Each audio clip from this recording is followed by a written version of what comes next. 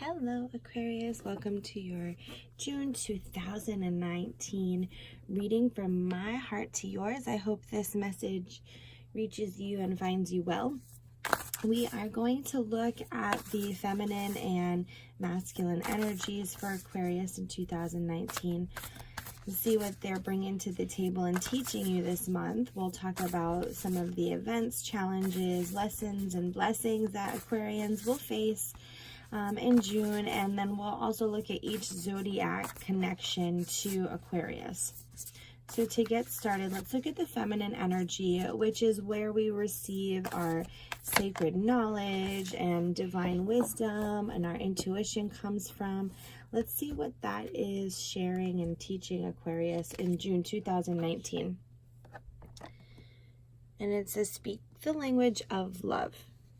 I think what sometimes we might not understand fully or give enough credit to, maybe that's more like it, is the words that we speak bring material things into our existence. So you're being more aware of your words and how you use them to communicate, which is great, and it might be a challenge right now, but that's something that you're going to be learning, is how you speak about your existence matters.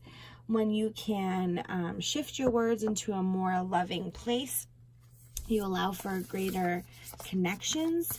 When you speak about your experience in a more loving and uplifting way, then your experience becomes a more loving and uplifted experience, right?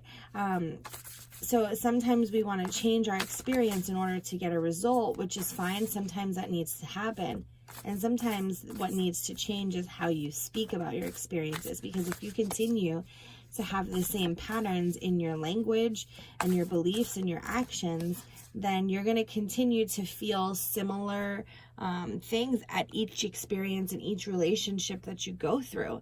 And you're like, why do I keep attracting these same guys? Or why do I keep attracting these same girls? Or why do I keep attracting these same experiences? And how come my friends are, they treat me the same way all the time? Well, part of that has to do with how you speak about things and how you speak them into existence. It's not all you, but it's a good part of your responsibility is to choose how you speak. Let's look at the masculine, which is the energy and the action. Just get back to what you love. So whatever is happening in your experience, like I said, we were talking about, I feel like it makes sense that we were just talking about, wanting to change an experience or change a relationship because it isn't quite what you want it to be, or it's not going the way that you wish it would. And so the speak the language of love is teaching you that your responsibility is within your words, but then back to what you love feels like you're still in the opportunity so that you can reevaluate your part in its success and your part in the way that it feels. It says that your current situation is giving you an opportunity to reevaluate what you want. So getting back to what you love. Well, it starts with speaking about loving your experience. It talks about speaking about loving your relationship and really starting to just talk differently about things that are in your life. Let's look a little bit deeper into that and pull some clarifiers and get a deeper message about the journey between speaking what you love into existence and getting back to what you love, right? So it's speaking what you love. The action is about love. So I would assume that the only thing left here is like your beliefs. Do you believe that you're in a relationship or an experience, a job, a social circle or tribe, and do you believe that you're in the right place? You can help your beliefs by shifting. Like, I'm exactly where I need to be with who I need to be with for as long as God determines. And when and if it's time for me to shift, I will. But in this place, I find peace. Some positive affirmations might go a long way for you, Aquarius. Okay. We have the Eight of Shells, which is all about that, you know, I feel like it pairs nicely with Back to What You Love. It's all about that renewal, looking at things from a different perspective, from a higher perspective, as you go about discovering if this journey is right for you. Seven of Acorns is asking for you to be, you know, persistent and stay focused and not give up and stay determined. And then you have Knight of Acorns, which is like fighting in that drive. So it's like, what are you wishing to create, right? What are you hoping to create and bring into your experience? What is that higher perspective showing you? And then you have to have the determination and the skills and the drive and the focus to really go for it. That you can't just say you want happiness and choose anything but that, and choose words that do not support your happiness, and choose experiences that does not support your happiness, and choose beliefs that does not support your happiness. Whatever it is that you want to speak into existence and bring into your experience, you need to make sure that you're doing what it takes, that you're looking at it with your higher self, with your, you know, your greater perspective, and that you really have what it takes to drive you forward towards that goal. You are being asked to step up, Aquarius. So let's look at what lesson this is going to teach you, or what awareness this will bring you in June. Twin flame. So maybe this is a relationship in your life. The twin flame, if you are a twin flame or identify with twin flames, or work with twin flames like I do, and are a twin flame like I am, then what you know about the twin flame journey is that it takes looking at things from a higher perspective and really using determination and positive affirmations to draw in and attract your experience. So the lesson, what it's bringing you with the twin flame, it could be about the relationship, that how you speak about the relationship is influencing the relationship, either the separation or the union, depending on what stage you're in with your twin flame. Maybe this is talking about the mission work with your twin flame, that you are here for a purpose and one purpose, and you know, how you speak about that mission, how you speak about that work, and how you respond to that work is going to influence it. It could also be about the paradigms and the societal norms that you're trying to shift. Maybe there is some sort of organization that you and your twin flame are trying to put together or support or work for, okay? It just feels like the twin flame, when I see twin flame come up, it reminds me of all of your spiritual demands, responsibilities, and sometimes when we are spiritually obligated to do something because it's our path and purpose and our human self is resistant to that, then we often feel powerless. But what we're not realizing is that we are taking away our power by not fully leaning in and sinking into exactly what's in front of us, knowing that our soul's evolution is expanded and is bringing us exactly where we need to be. So the blessing from that is about, working your magic. We're talking about that attraction, that manifesting things into existence, and how you speak about things really matters. So I feel like, you know, these cards really indicate a spiritual demand. I feel like they're like, God is really asking you to either stay in a situation and reevaluate it, to really speak differently about a situation so that you can shift it, that it's not the situation that's the problem, it's your words, it's your beliefs, and it's your lack of magic that you've been, you know, kind of sitting on and letting you're not really using it. So you're being asked to use all of the things that you know, Aquarius, to really use those words of affirmation, to use your manifesting abilities and really attract what it is that you want into existence. You have the power to do that. So do that. Okay. Let's look at the Aquarius connection with the 12 zodiac signs. So first we have Aquarius and Aries. This is about bringing peace to a situation. Maybe there's an Aries that you could bring peace to. Maybe part of your mission work with twin flames is to bring peace into their lives. And you can do this by first doing that for yourself as a twin flame.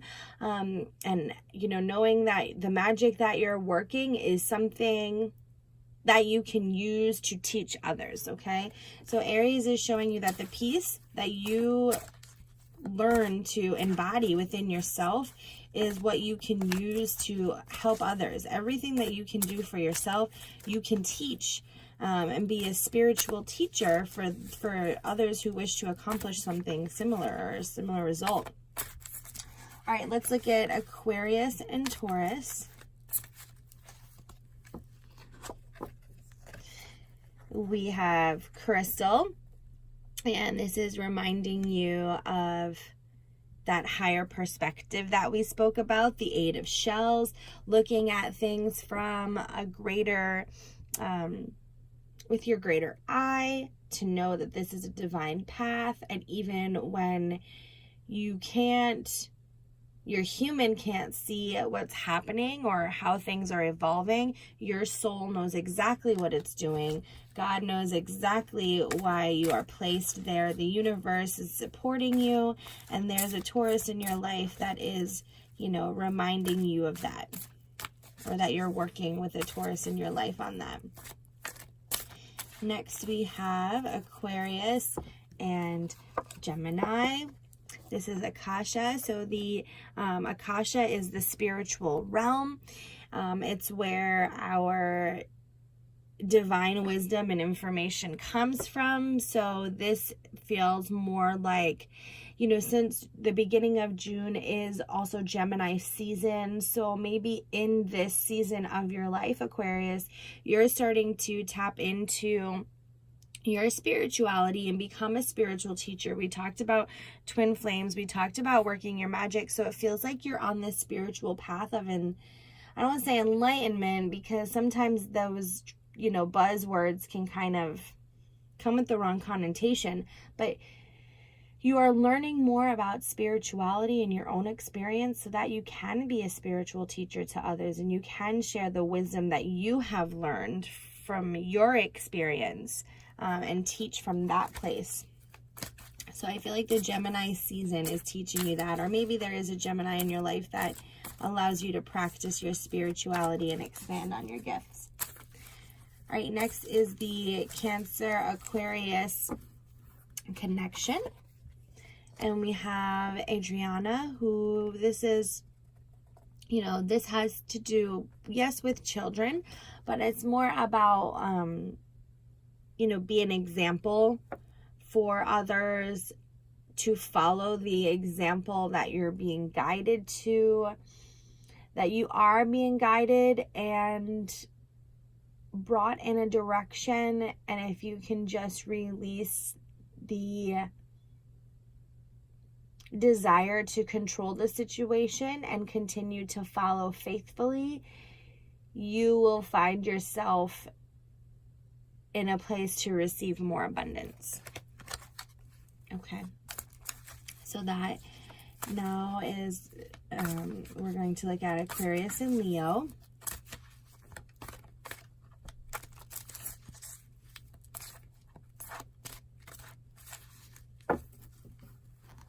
Aquarius and Leo. It's about the wait.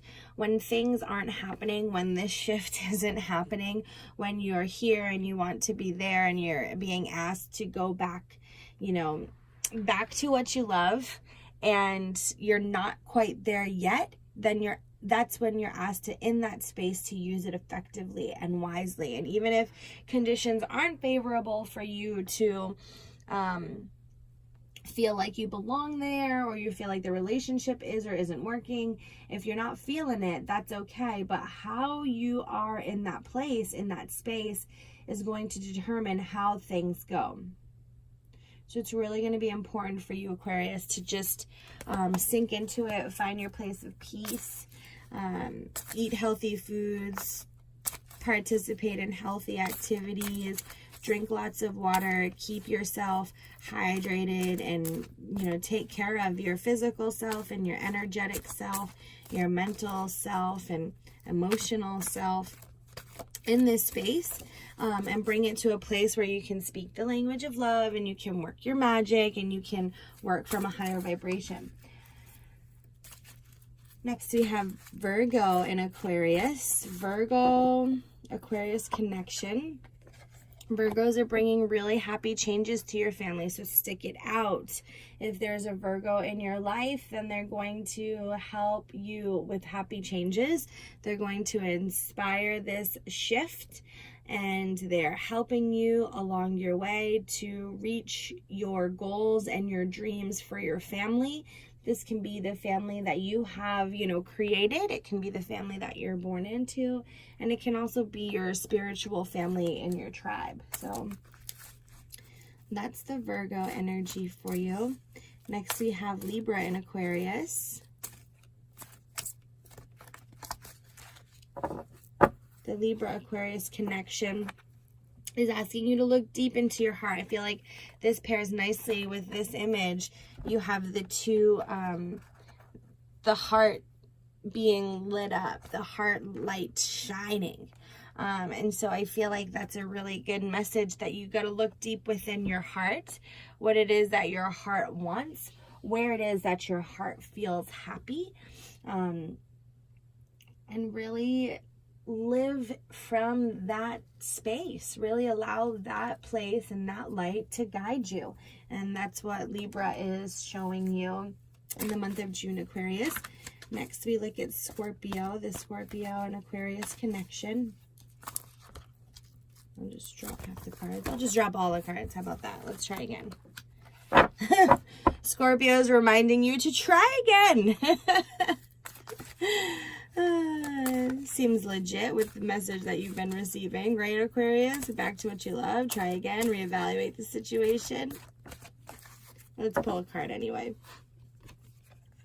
And so, yeah, we're still talking about that heart place. And when you honor and follow your heart, that's when prosperity comes to you. And that's when abundance comes to you. That's what we were just talking about with Virgo, too, is that when you operate from your heart space, you're able to work your magic and attract into existence what it is that you desire. And for that, that feels good. That feels prosperous, that feels abundant, because you have done it with your heart and soul. You've done it with all of you, and it's created all, it's attracted all that it can. Okay, so that's the Scorpio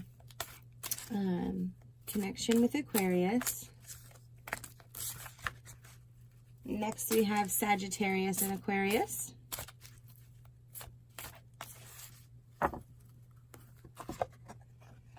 This talks about cycles.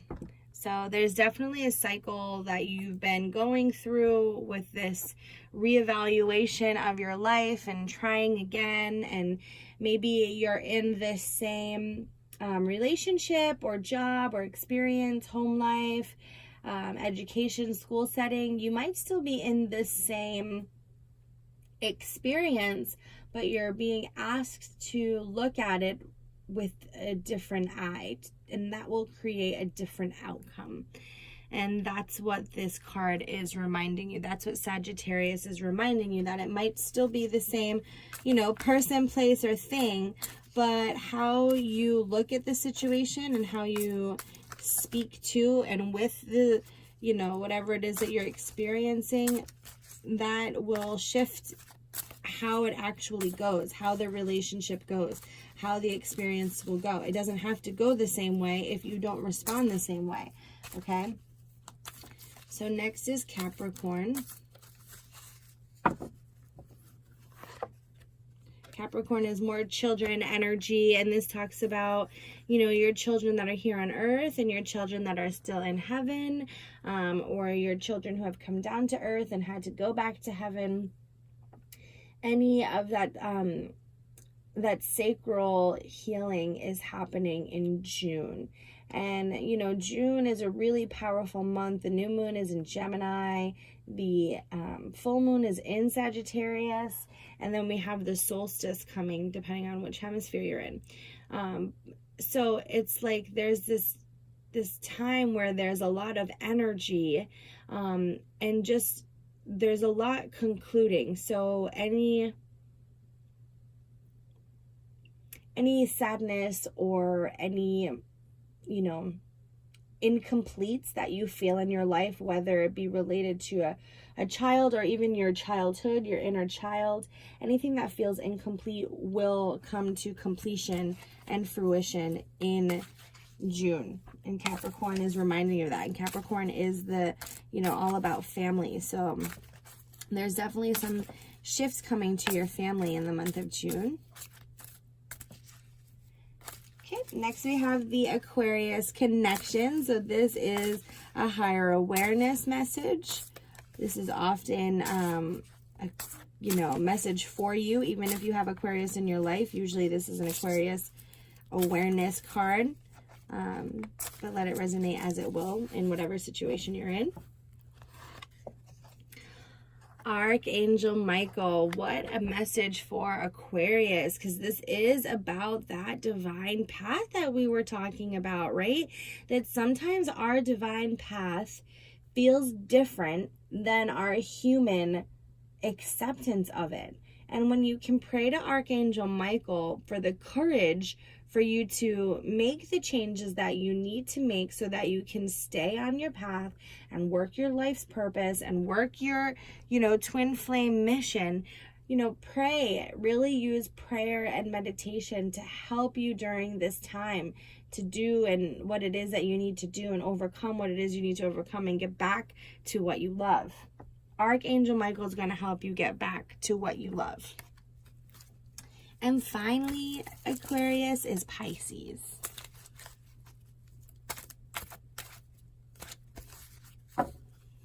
And bam, started with peace, ended with peace.